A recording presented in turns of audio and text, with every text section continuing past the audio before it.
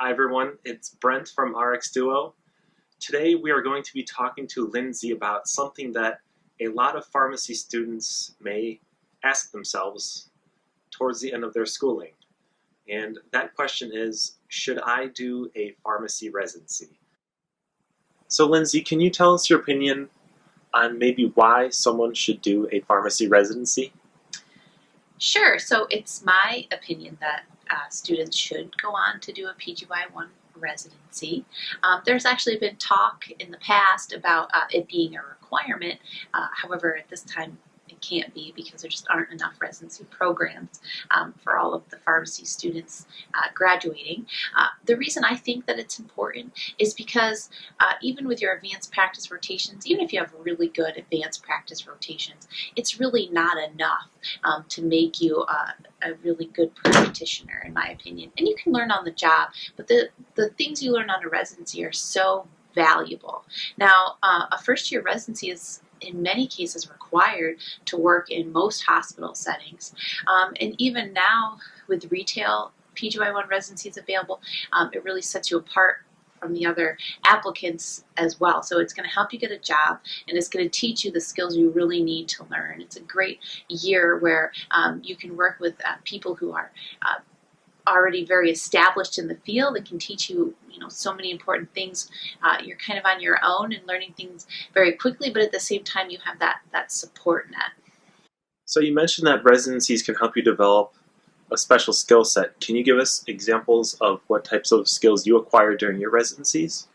Sure. So across the board, ASHP accredited residencies. And so when we're talking about residencies, I'm really, and my recommendation is that you're doing an ASHP accredited residency or one that has applied to become an ASHP accredited residency, because each of these is going to teach you similar goals and objectives. Each resident coming out of one of these programs really should have learned the same things, and people are at different levels, but really you should have been exposed to similar things and are competent in certain things. Different hospitals are going to offer different things and different specialties, but really across the board you should have the same basic skills. And some of those skills that you acquire are, of course, time management, which we've heard time and again from new residents coming in and students transitioning into residence, that's kind of the biggest thing that you need to learn.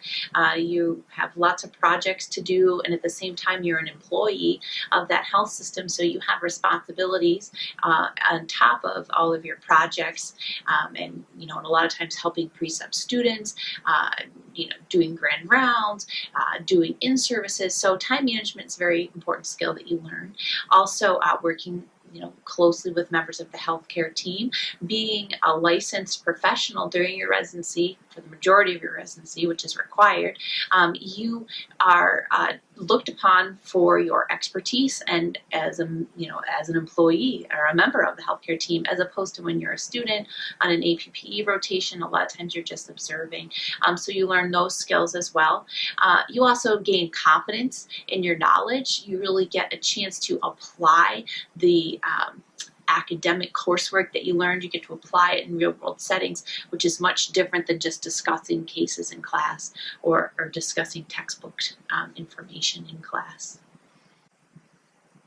So what type of jobs would you be able to apply for if you do a PGY1 residency or if you do a PGY2 residency? Can you explain maybe the types of responsibilities you would have with each one of those residencies?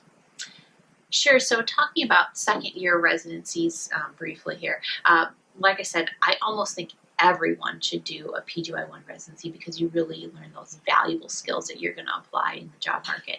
If you really want to be a solely clinical pharmacist, even a lot of times if you want to work in academia, you really need to do that second year of residency, that second year of specialized training.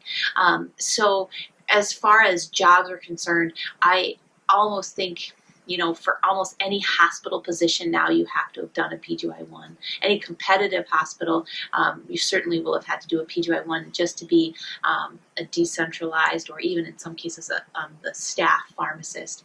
If you really want to do clinical things and be a clinical pharmacist on working with the team on the floor, rounding, and being looked to for your expertise, you really need to do that second year of residency. So I actually really recommend doing 2 years of residency, almost 100% 1 year, and really I'm at 99% for doing a second year.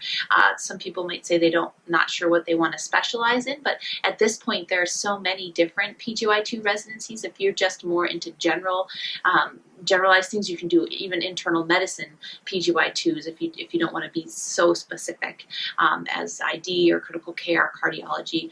Also, ambulatory care is such a wide variety of disease states. Of course, they are outpatients versus inpatients, so it's specific in that sense.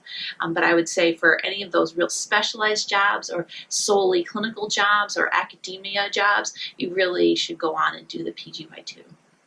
So residencies sound like a lot of work. Can you give us some examples of what you have your residents do throughout the year and what types of projects, presentations they're involved with? So as I sort of alluded to, each residency program might be different based on the center, or where it is, but we should be learning the same goals and objectives. So as far as our residents, we do use the RLS, or the Resident Learning System, which is something you could look at before you decide to go onto a residency. It's very specific as to what you're going to learn. They're called competency areas now, but you can go through and see the things that you need to do or learn or be able to do by the end of your residency. So as far as our residents are concerned, we do go by that. We have our core rotations, and we'll make sure that they are acquiring those time management skills, that they're self-assessing so that they know how they're doing, that we're giving them plenty of feedback so that they know how well they are doing things, what they're doing well, but then also what they can do better.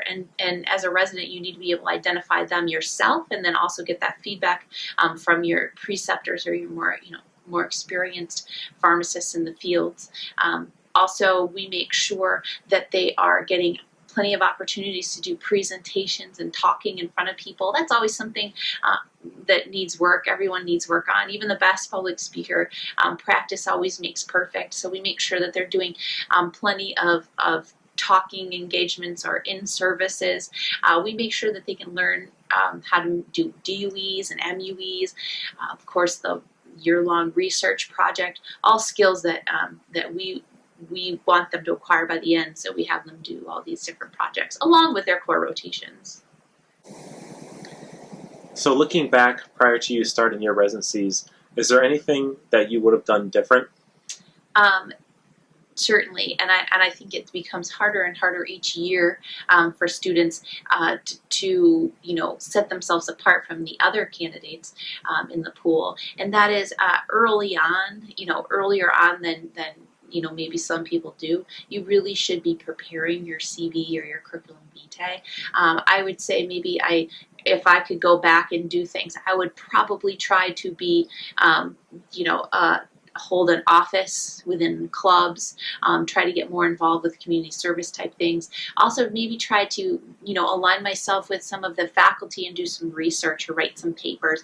I would say I didn't really get into publishing so much until after I finished my residencies. It would have been nice to start that and really work with some people who have experience in that before I moved on to residencies and after, because I sort of had to teach myself later on how to do that, and that's also very important.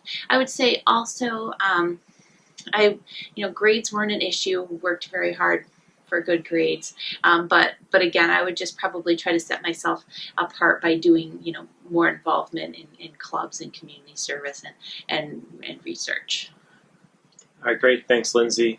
So how can we get a hold of you if we have any questions? Well, that's a good question, actually, because we would love for you to get a hold of us, ask us your questions, because we would certainly love to address them in a video or answer you back in an email. So please leave any questions that you have. Brent and I are always willing to share what we know. We've both done 2 years of residency. We do run a residency program at our hospital. So certainly ask us any questions here below, or you can reach us on RX Duo. You can sign up and subscribe or ask us questions on our contact form there. All right, thank you, Lyndsay. You're welcome. Thanks, Brent.